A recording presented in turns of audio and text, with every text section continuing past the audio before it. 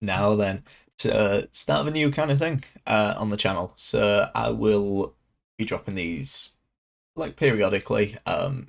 We'll just be pouring out day after another. But yeah, basically the idea behind this is there's a lot out there from a lot of talented people. If you're a beginner and you're looking to kind of learn the basics kind of things, the basics like learning a deck and learning like all the kind of early stuff.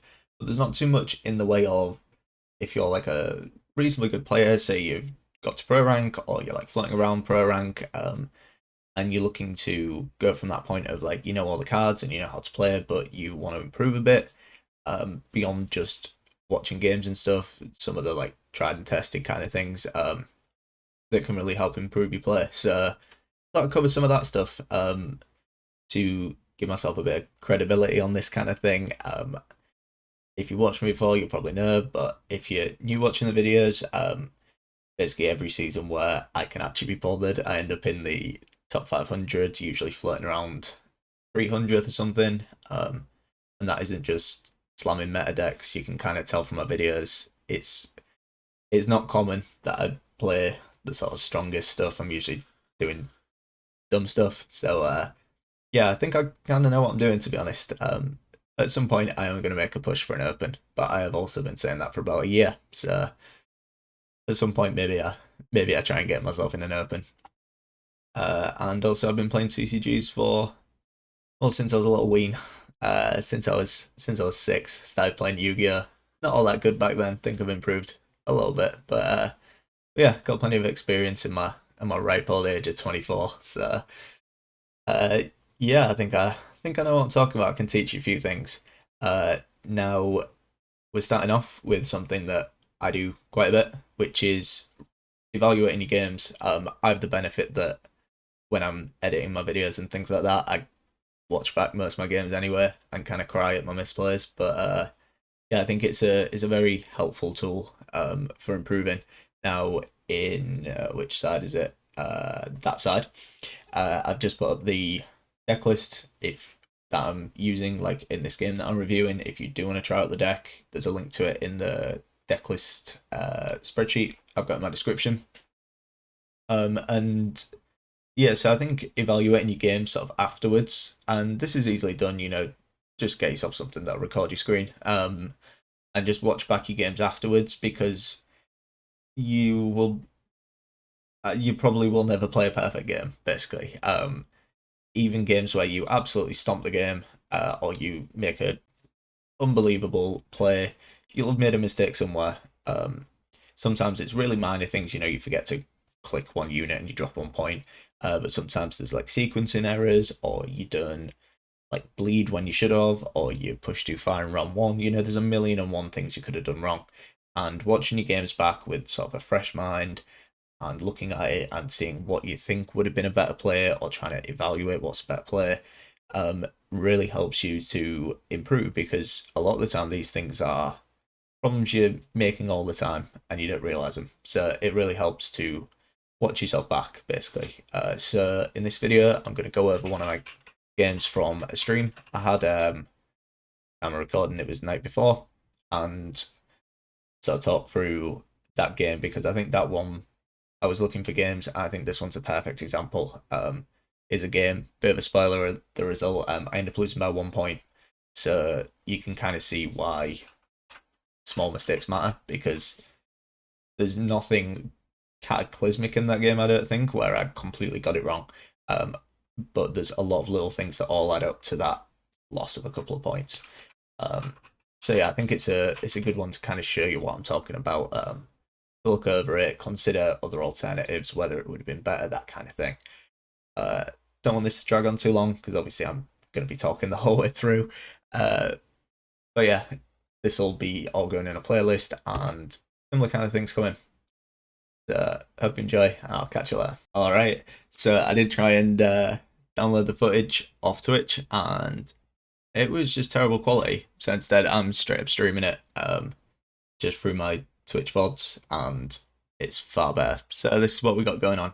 Um, and so in this game, playing some vampires, coming up against Inspired Zeal.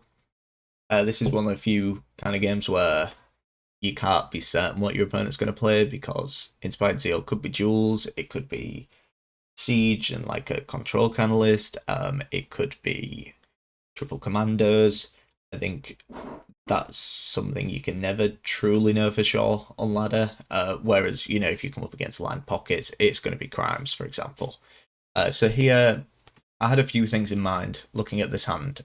So just before we get into it, because early game mulligans are really important. Looking at this hand, it looks pretty promising. We have a Neckarat, so a nice engine to get set up. We have riders to thin out. And we've also hit some of our key cards. And we've also hit a tutor. But one of the problems I'm seeing straight away is we have too many expensive cards. We've got Mamuna, we've got Unseen Elder, we've got Oberon. Now, if this round goes very long, which it may well do against Commanders, for example, we don't want to be using up Oberon, Unseen Elder. Mamuna's not going to do anything in round one. So dropping one of these makes sense.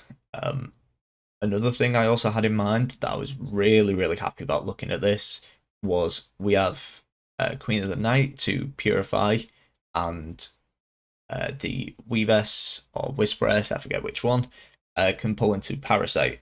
And so the importance of that is if it is Commandos, we can purify away Defender on Donomir, and then we can use Parasite to snipe away the Foltest.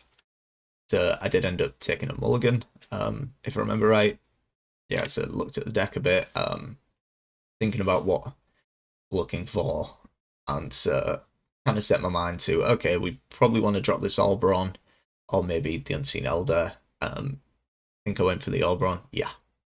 Oriana is another card that we would throw away, but then Brooks is fine.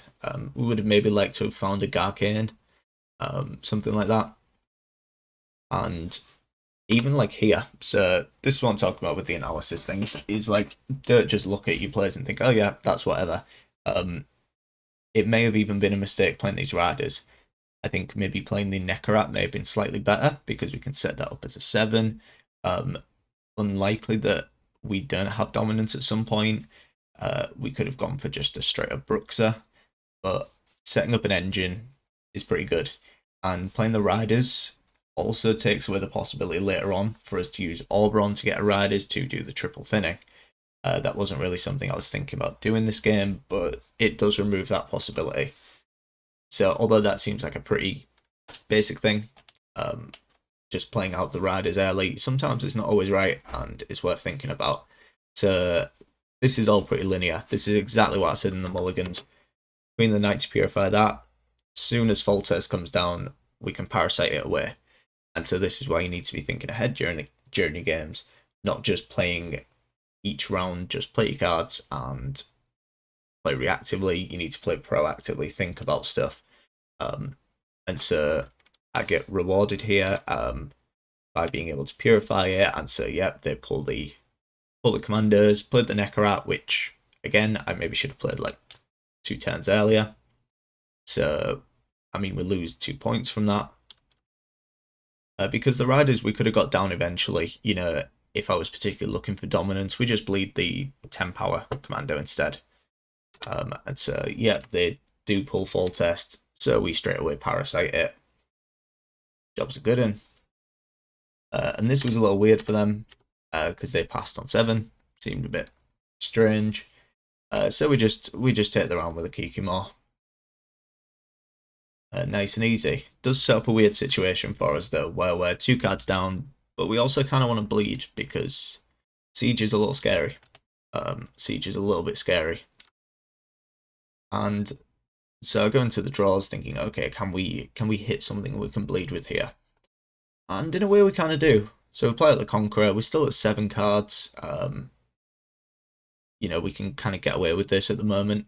We're not at risk here of going a card down. If they say just jam Siege, we can just pass instantly.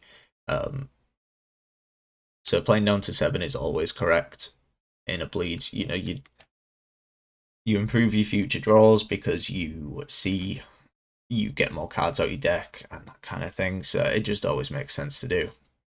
So here, I think we had a few options. We could have used the leader and Gale to kill that.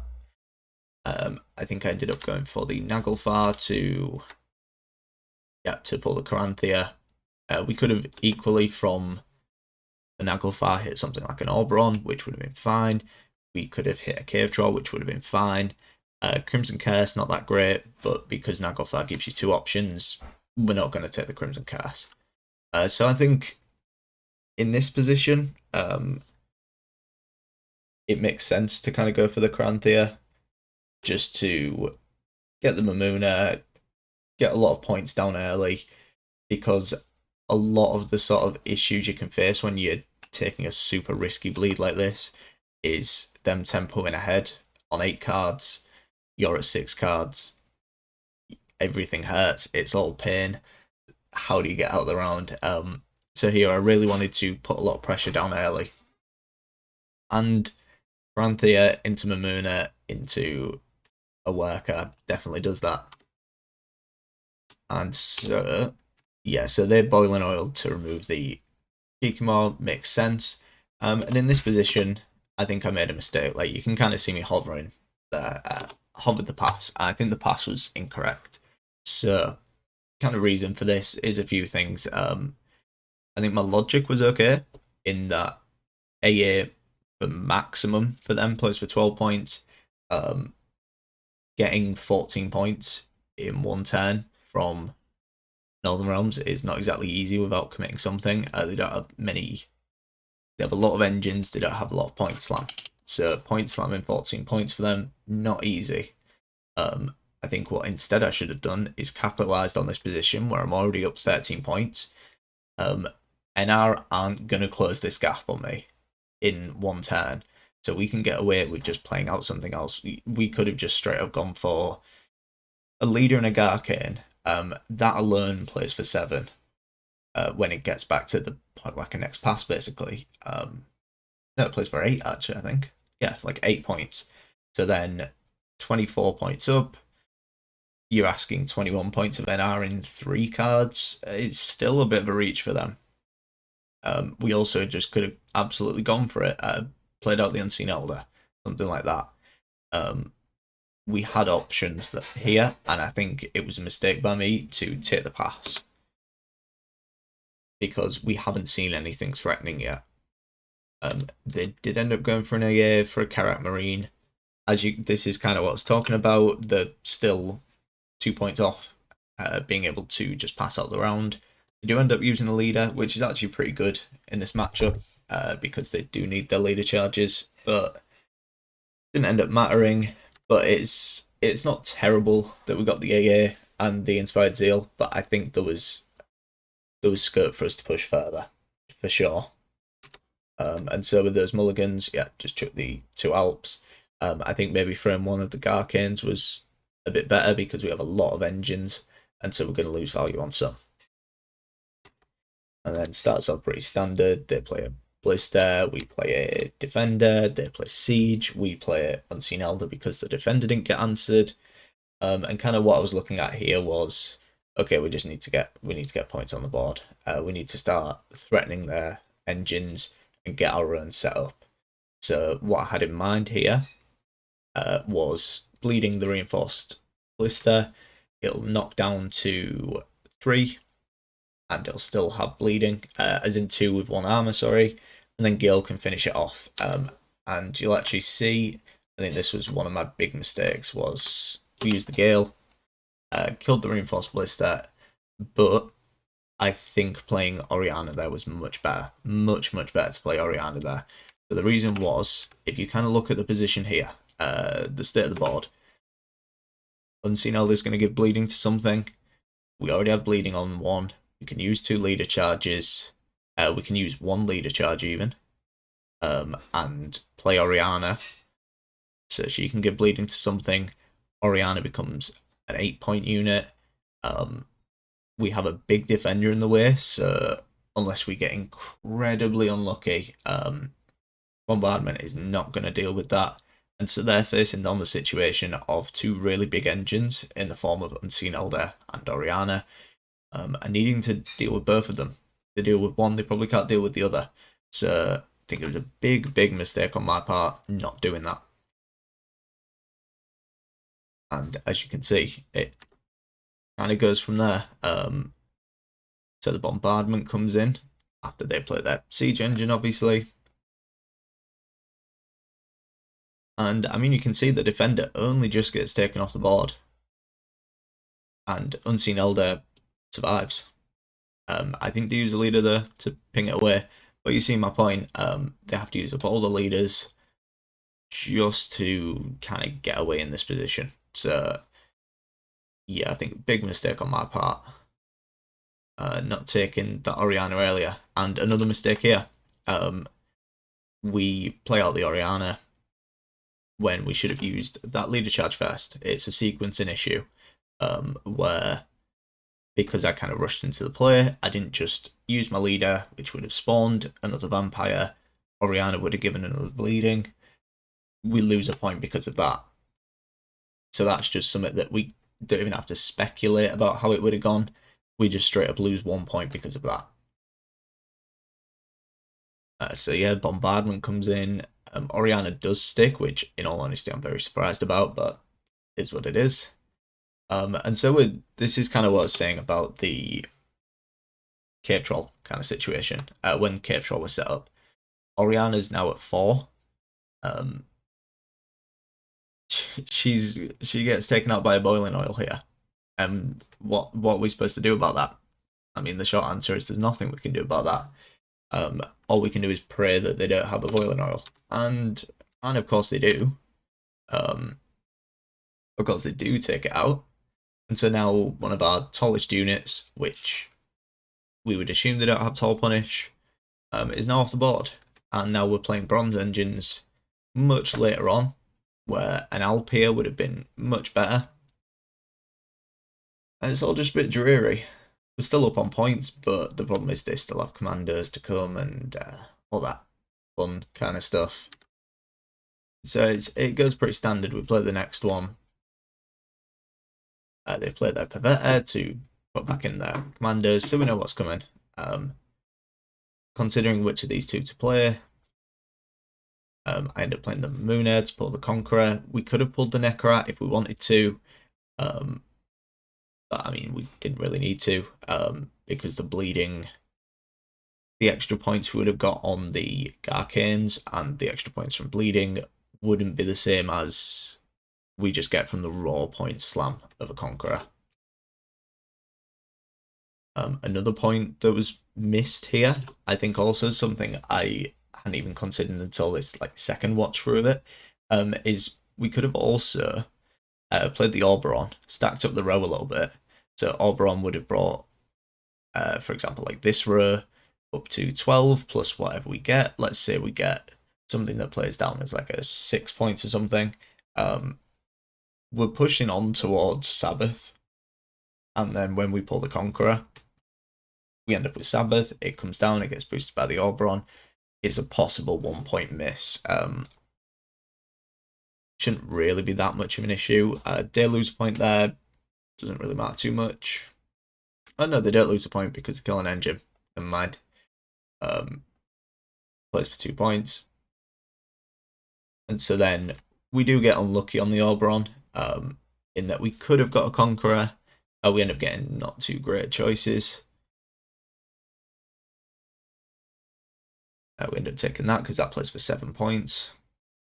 The row movement would sometimes be relevant against commandos, just because of row space things, but in that situation, they have plenty of row space.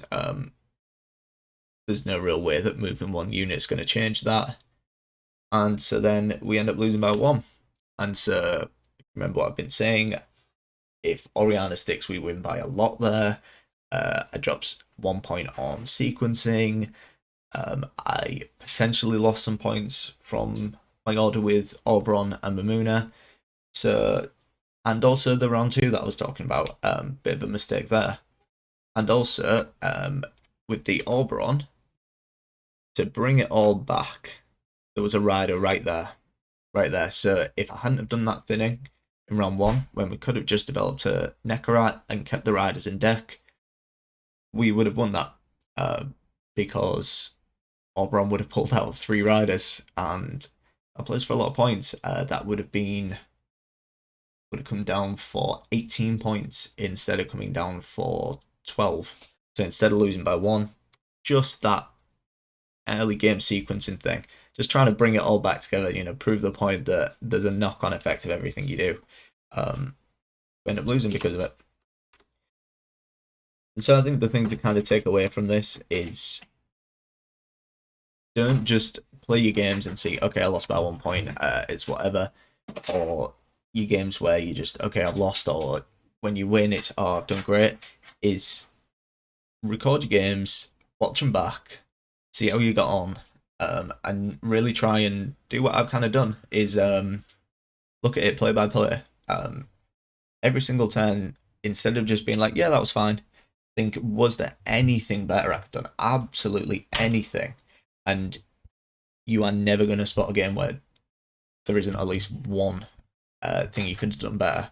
I've had games where I've played out my absolute mind and won games I had no right winning, but I've still made a mistake somewhere when I've watched it back and I've seen it. So you then take that and you apply it when you play the deck again. You keep in the back of my mind, okay, don't be stupid with this, think about this, all those kinds of things, and it will make you a better player. So yeah, I hope you enjoyed this. There'll be a few more of these heavier kind of ones coming. So yeah, catch you later.